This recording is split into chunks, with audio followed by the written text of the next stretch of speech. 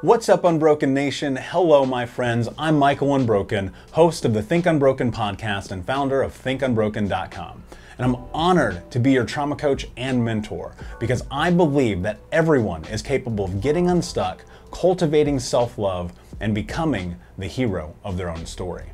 I believe that when implemented correctly, the practical tools and education you will receive from this show will help you lead an unbroken and extraordinary life.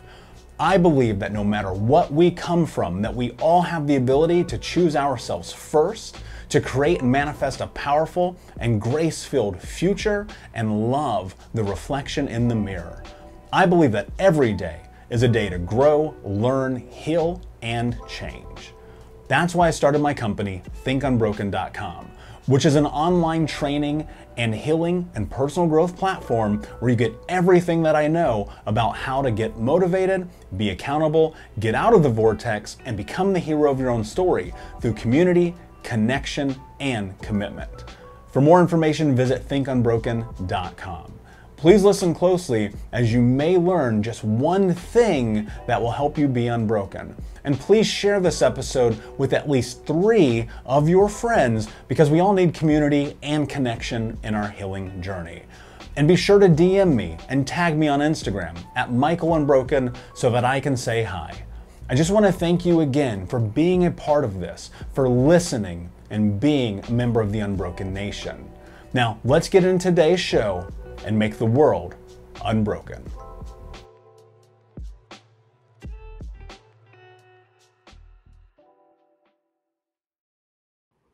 Hey, what's up, Unbroken Nation? Michael Unbroken here, and you are listening to the Think Unbroken podcast. Today, I am joined by my guest and friend, Grace, who is on a mission to help people break free of their limitations.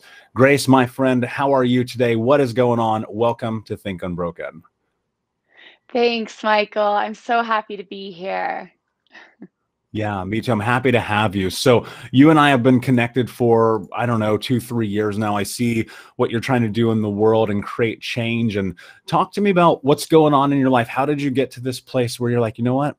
I'm going to go and speak up. I'm going to go and create this mission, almost this parlay, like in the same aspect that I'm doing. What has happened in your life to bring you to the point where you've decided you're going to step up and speak out against childhood trauma? Well, it's been quite a journey. Nothing has happened overnight, and it's been quite a few years of just therapy and personal development. But I think one of the biggest things is seeing really brave people, such as yourself, walk before me and do the healing, but then go ahead and speak out. And something I've learned is that our deepest pain, when we face that and heal that, is not only our medicine, but it's also medicine for other people. And it would basically be unselfish to share what we've learned with the world. Because let's face it, I'm not the only person that has been abused as a child. I'm not the only person that has experienced trauma or has faced adversity in my life, right? Everyone goes through it. And when it comes to something as niche as childhood trauma and CPTSD, I mean, those can be really tough things. And we often feel like we're the only ones and that we're alone because it really is, it can feel so dark and feel so heavy that you almost lose sight of things. You lose hope and you forget that you can carry on in life. But it truly was seeing other people share their stories and seeing that even though they had been through what I had been through, they've been able to go on and create a really beautiful life for themselves. So I wanted to step up and really pay that forward. Yeah, it's really beautiful. I love that. And, I often tell people, I didn't sign up to be the spokesperson for this. And to be honest, nor do I want the job. But I feel a moral obligation because ultimately my goal at the end of the day is to end generational trauma. I cannot imagine a world where in 30 years I'm still relevant. Right? Not in terms of Michael as a human being, but as in being a leader in this space of trauma. I recognize on a long enough timeline that that's very implausible, but that doesn't mean I'm not going to start planting the seeds right now. One of the things that often happens is in trauma, we lose our voice. We lose the ability to step into taking ownership of who we are. What's that journey and that process been like for you to go from, dare I say, and I don't want to put words in your mouth, but this invisible person to the world, to stepping in and owning the power as who you are? Lots of healing, tons of healing. And I remember there were different milestones that I would hit during my healing, right? Like in the beginning, I was having trouble even sleeping, eating, talking to anyone. And then I got to a point where I was then a functioning young adult and I was able to talk to new people and I could keep a healthy diet and a consistent sleep schedule. But then it started getting into more, right? Where I'm then flourishing in my career, but there's always like one more that I could go, or doing well in relationships, but there's always still like a level where I feel like I just can't get beyond. So that's where I really entered into the personal development space and I learned all about limiting beliefs.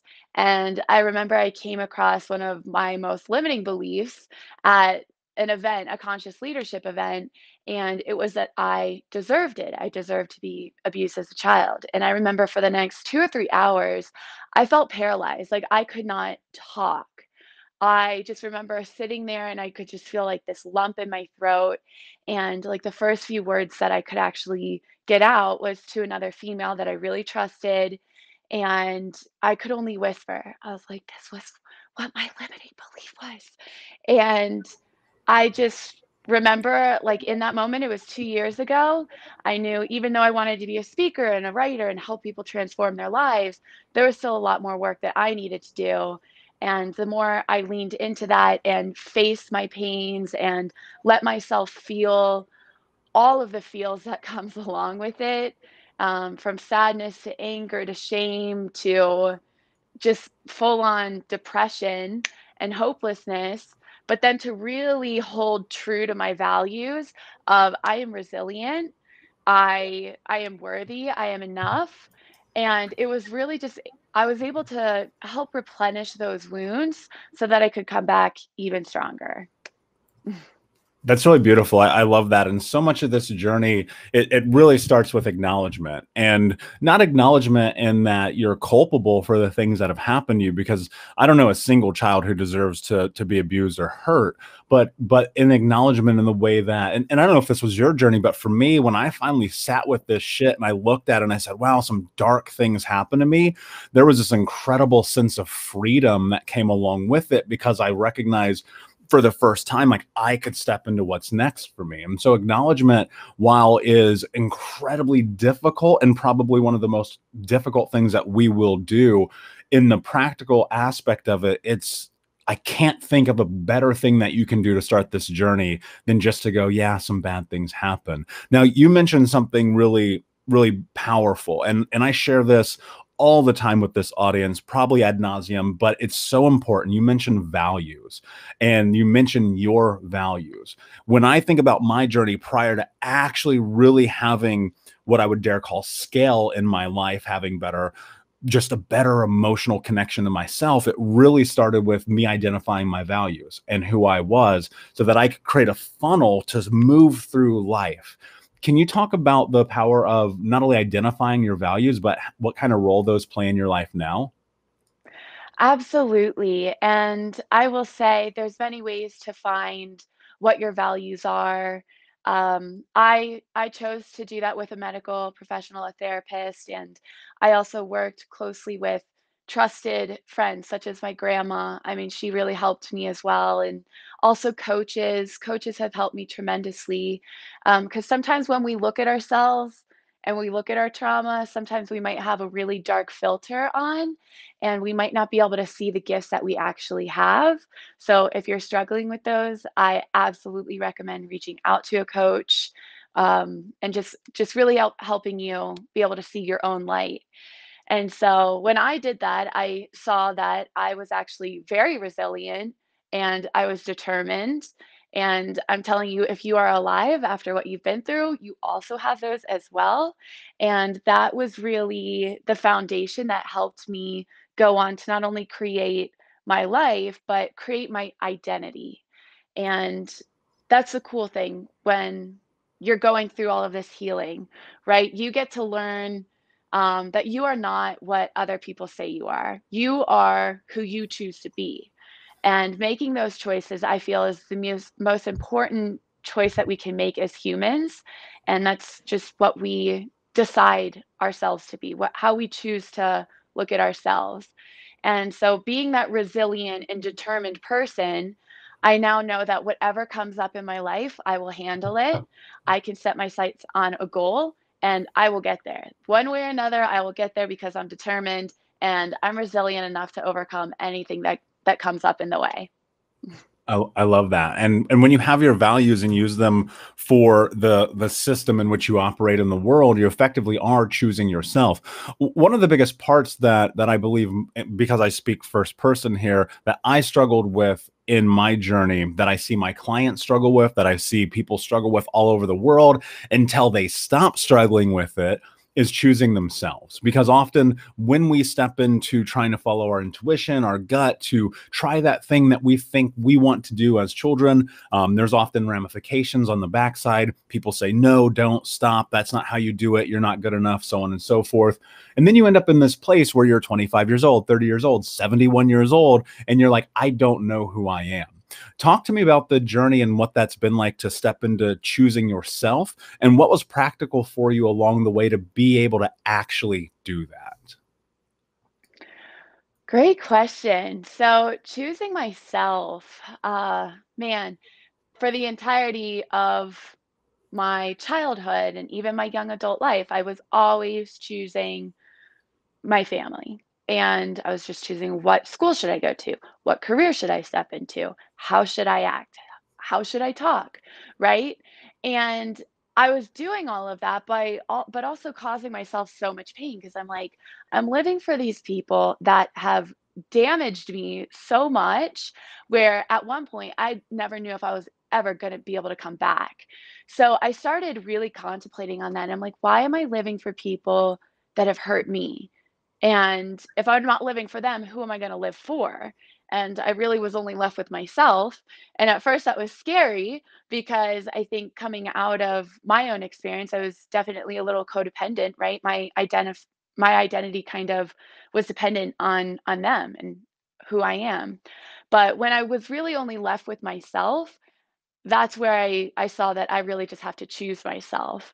And there were many times within the past few years, and where I was just like, well, who am I? Um, and at first, that could be scary, right? Because you feel like you aren't anyone, you don't know who you are. But that's also the beauty, because you get to create who you are. And once you start creating who you are, you start really getting just a very narrow focus on what it is that you want. And something I've learned, and I stick to very well, is if something comes up in my life and it aligns with what I want, then I go for it. If something comes up in my life and it doesn't align with what I want, I do not go for it. And so that could be people, places, hobbies, thoughts. Thoughts is a big one. As you know, you always talk about mindset, and that's another thing. I think that that's very powerful. But yeah, choosing yourself is just going to provide massive value for your journey. Yeah, absolutely. And in that, I tell people all the time, and actually I got goosebumps as you're talking, because like I relate to this. I love what you're saying, because and I try to embed that into people's brains. It's like I could shove one piece of information into your brain that would change your life. It would be choose yourself. And choosing yourself isn't selfish, first and foremost, which I think people get conflated. And I tell people all the time, like, the Michael sitting here right now talking to you today is a caricature of the idea of the person I believed I was capable of being.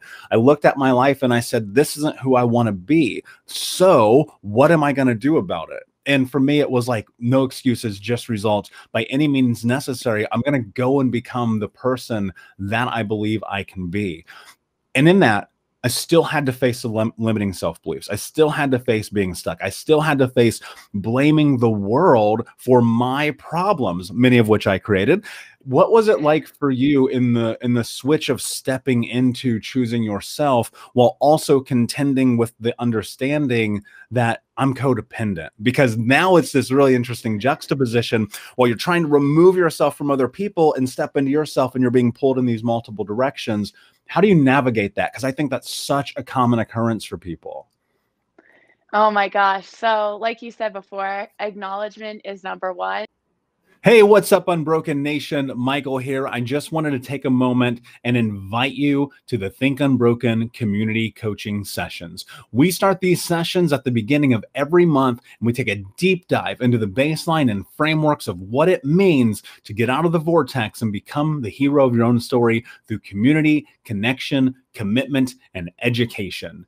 You can learn more about this at healtraumacoach.com, where you can fill out an application and sign up for a trauma healing call with me or my team to see if the Think Unbroken community coaching sessions is right for you. That's at healtraumacoach.com. We start at the beginning of every month. I cannot wait to see you there. And I'll be honest with you, if I'm not the right fit for you, we will help you find the person that can help you on your journey. And I will say that when you are left with yourself and you realize, okay, I'm responsible for everything. And at first you're like, okay, freedom, freedom. And then you're like, wait, if I'm responsible for everything, then I actually created a lot of this shit. Right. So it's a hard pill to swallow, but it's the best pill to swallow because it's really the one that's going to set you free. You start you just start seeing what your play is in everything. What kind of patterns are you creating? What kind of people are you choosing? What thought patterns are you choosing? And once you start to realize that you actually have a lot more responsibility and a lot more power over your life, you can then really start to take it back and start to have ownership of your life. And from that point, you can really go on to create what it is that you want. But first, you definitely have to take ownership. Yeah, and ownership is a scary word to people because we spend so much time just being okay with the fact that it's somebody else's fault. And so in that, you have to understand something so important, that ownership is really about putting your feet on the ground and saying, I am the one in control of my life. Because the reality is nobody breathes for you, nobody lives for you, nobody loves for you. You are the only one capable of doing these things. But so much of that really starts with how you think about yourself in the world. Again, what you think becomes what you speak is your actions then become your reality. Talk about the pendulum swing about the way you used to talk to yourself versus the way you talk to yourself now. Oh my gosh, the way I used to talk to myself. Oh, poor Gracie. I was so mean, especially when I had just come out of my family's house. And that's when I really started taking a deep look at my PTSD and everything that had occurred from ever since I was a baby. And I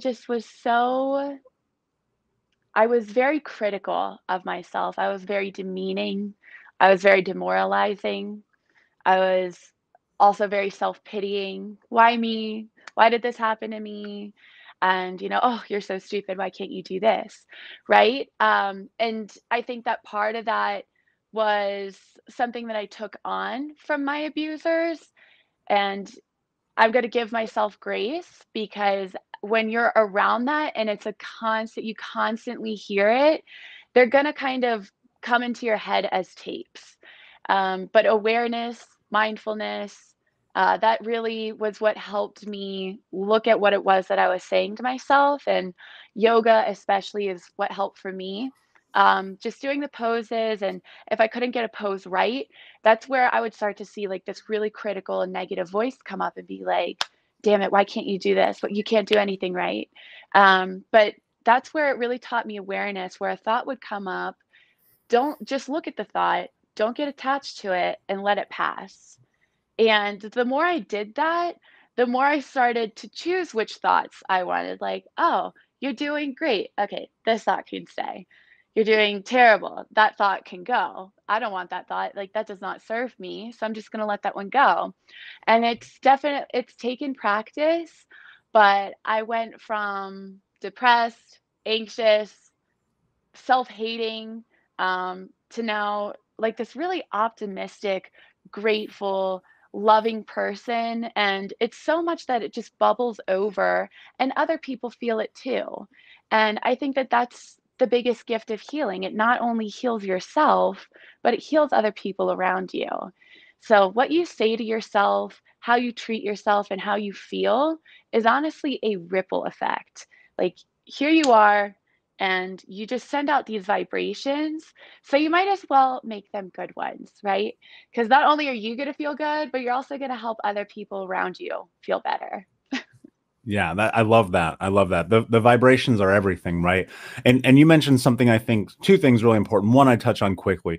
The power of yoga was so incredible for me in my journey and many people's journey because it's actually the first time for most of us that we actually have to stop and be in our own body. So when you're growing up in trauma, you're growing up in a cortisol state, you're hyper vigilant, you have fight or flight just always turned on. Your body's never at rest. Your brain is never at rest. And in yoga, it's funny. I won't share his story, but my little brother was like, dude, I was in yoga a couple weeks ago and I was just bawling. And I was like, yeah, dude, because you never took 5 fucking seconds to be alone with yourself. And so if you're on the fence about yoga, like I don't think that it's something that should be taken lightly in terms of the power that it has to create change in your life.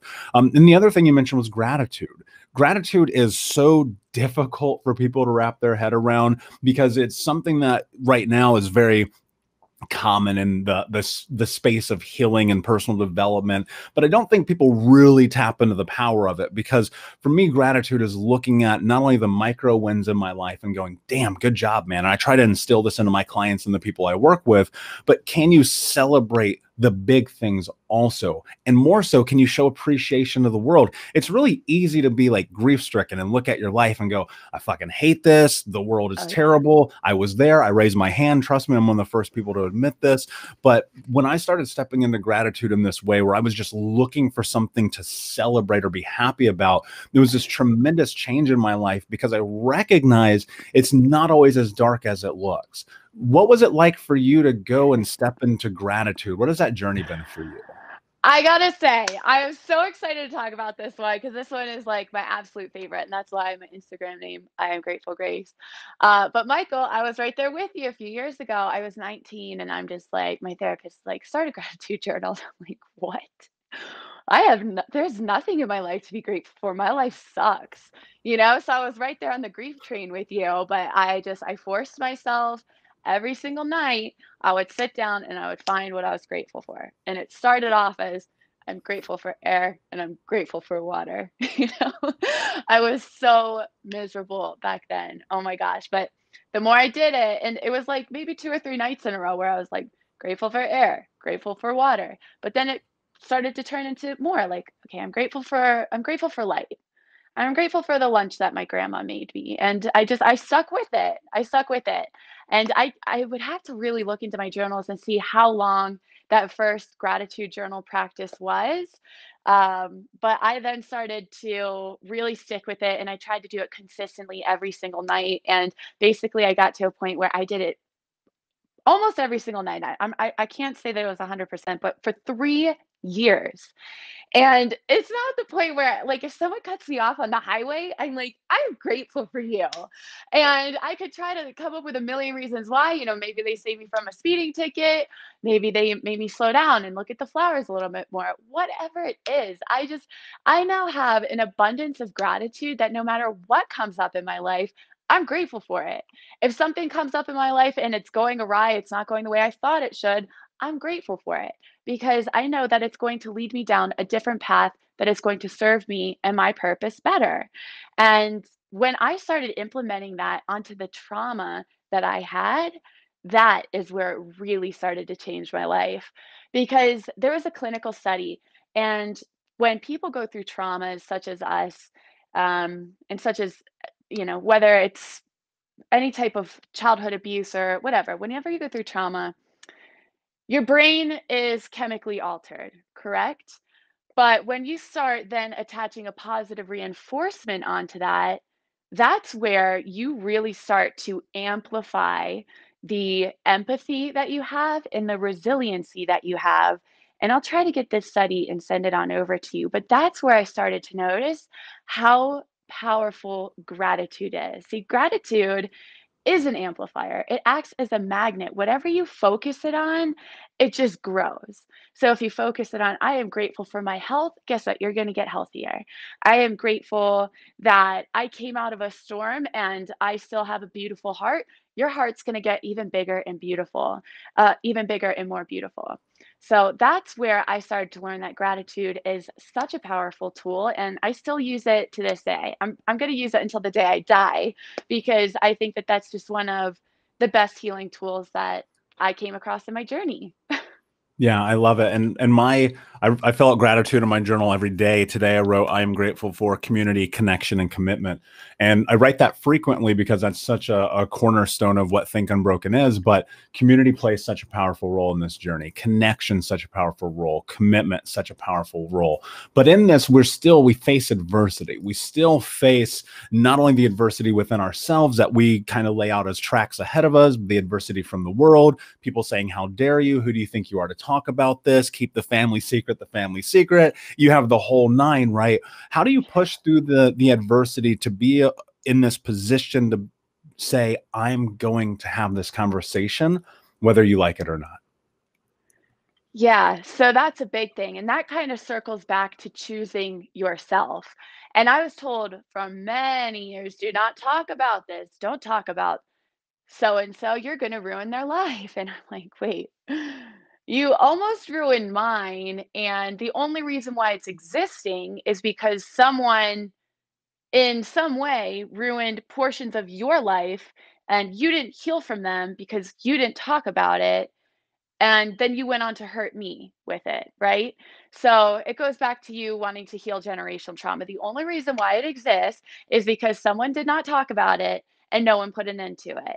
And I came out of this storm and I did all of this healing and I realized that I now have a ton of courage because I was able to overcome what I did.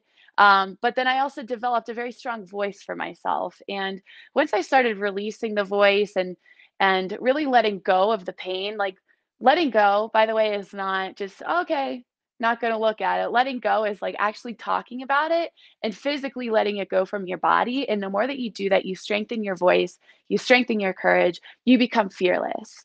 And the more that we do that as the collective, we actually shed light onto these really dark subjects that no one wants to talk about, but only exist because no one's talking about them. So, in the face of adversity, and like you said, it does come up. I mean, I recently had a family member reach out to me, and at first I'm like, oh my gosh, what is going to happen? I kind of went back to like a typical trauma and panic response. I'm like, oh my God, what is going to happen?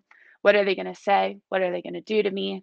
And I took some deep breaths and I really grounded myself in who I am and what I'm going to do. And so, who I am goes back to the identity, comes back to being resilient and having courage. And what I'm going to do is set it free so that I can help others set themselves free. That's powerful. And I'm right there with you. And one of my superpowers is I don't care what people think about me. I'm on a mission. At the end of the day, if you don't like me, I'm sorry. Hopefully we can shake hands and be in connection with each other and move on. But at the end of the day, I'm on a mission. And that mission comes before everything that anyone wants to put on my way, but especially myself. And so that means that most days I got to put my feet on the ground and say, get this shit done. It doesn't matter. You have to step up for yourself.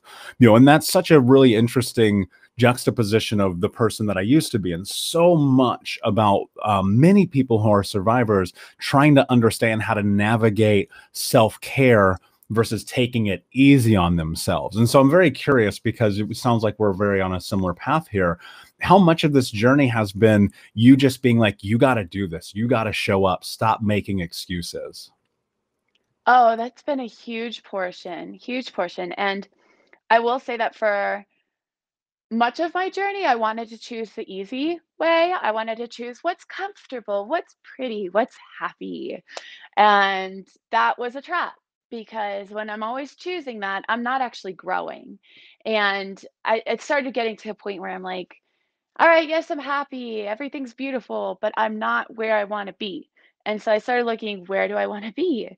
And I looked at it, I'm like, all right, I know for a fact I want to be here, but this is the road and I have to go through trenches and it's going to be rocky. And so, sure, I might have some beautiful views along the way, but damn, this is going to be hard.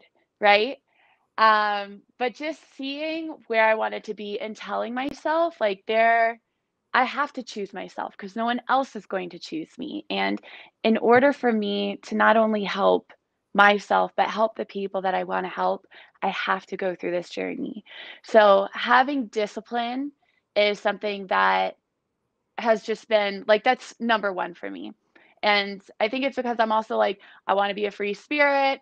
But the more I realize, the more disciplined I am, the more free I can actually be. And just, yeah, pushing myself to stay true to my commitments, whether it's, through working out or through with work in certain kind of trainings, just to get to where I want to be. That's a huge portion is coming down to discipline. Did you know that you can sponsor an episode of the Think Unbroken podcast?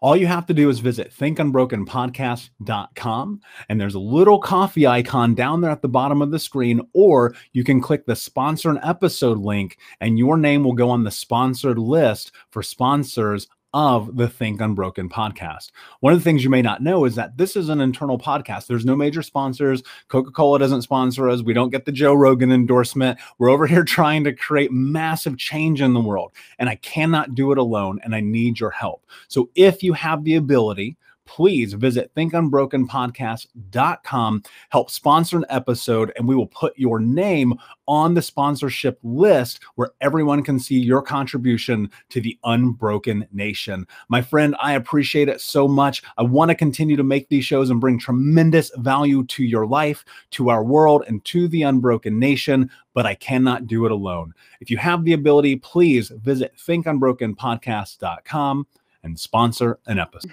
Yeah, one of my favorite books ever is called Discipline Equals Freedom by Jocko Willink.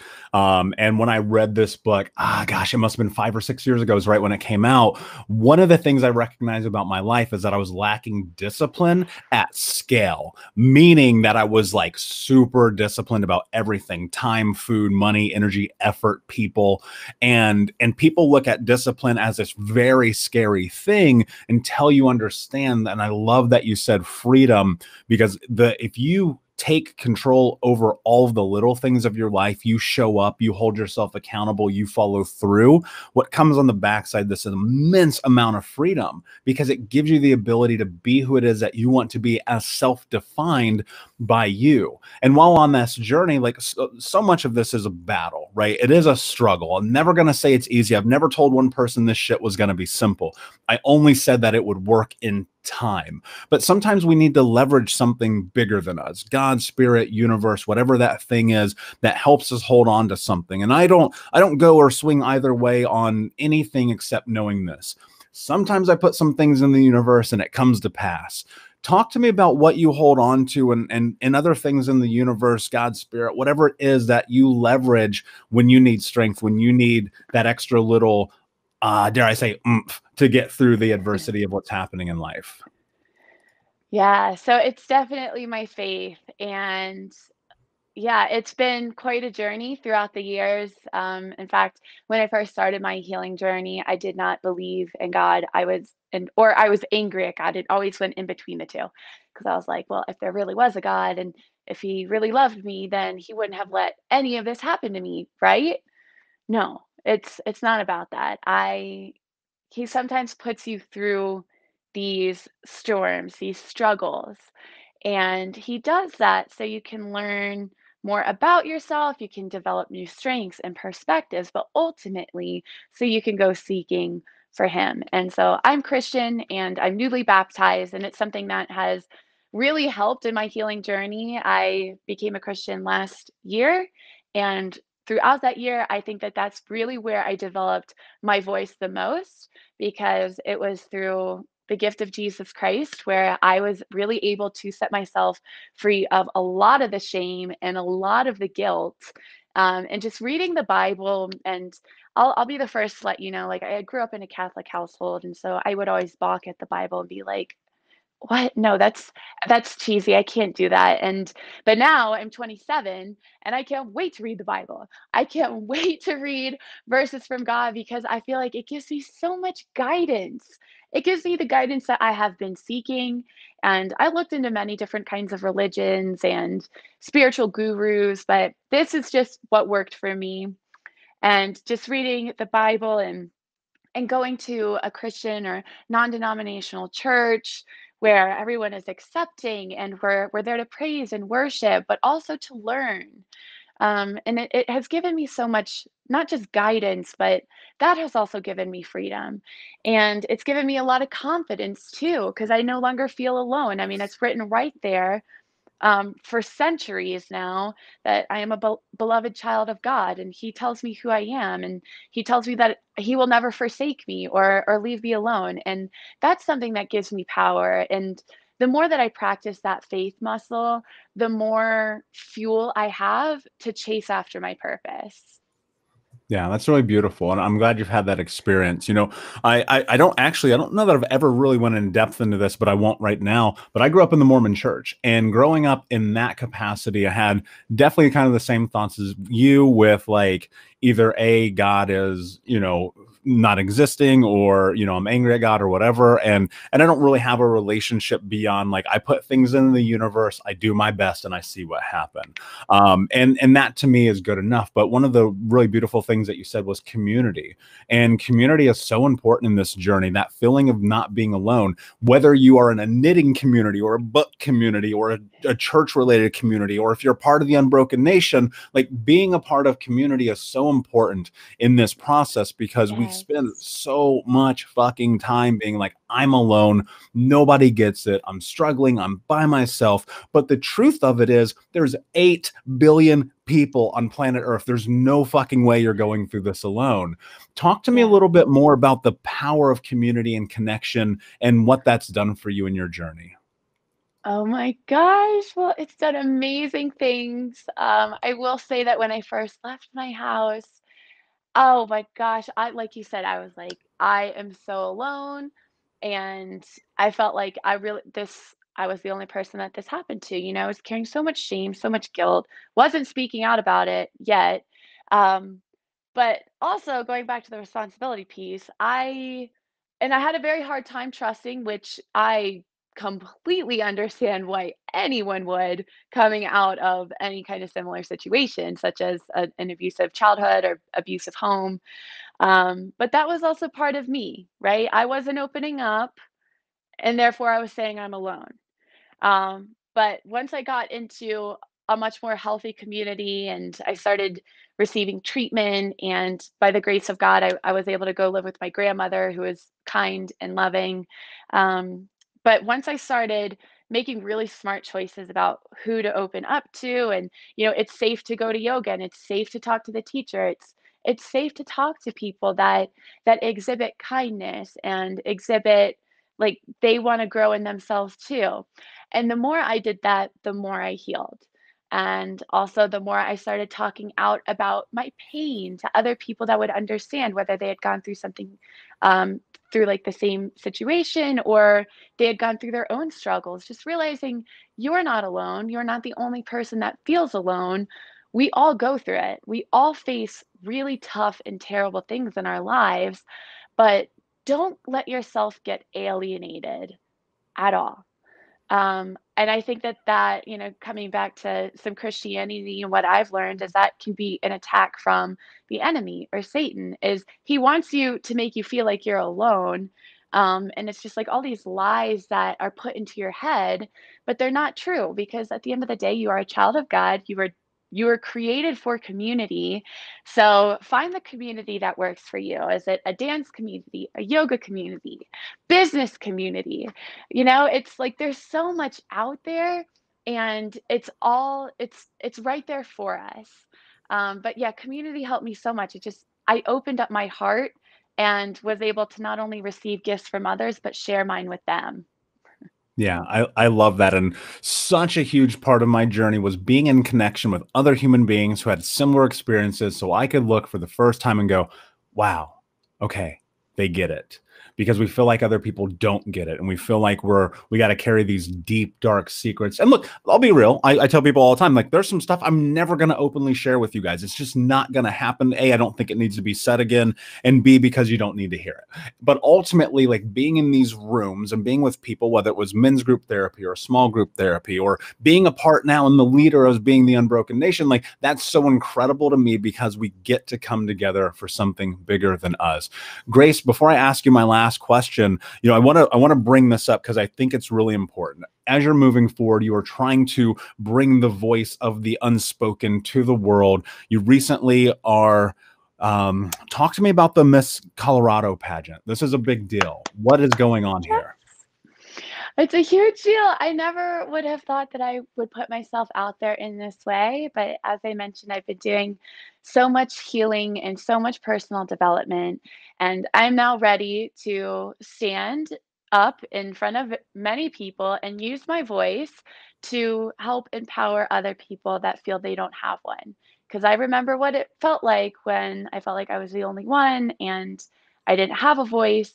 And I just, this opportunity came up to run for Miss Colorado USA 2021, and I jumped at it because it's going to be an incredible opportunity to, like I said, just use my voice and help this message reach those who need it, and who need to hear that they are not alone, and you are not what happened to you, and you can go on and create a very beautiful life for yourselves.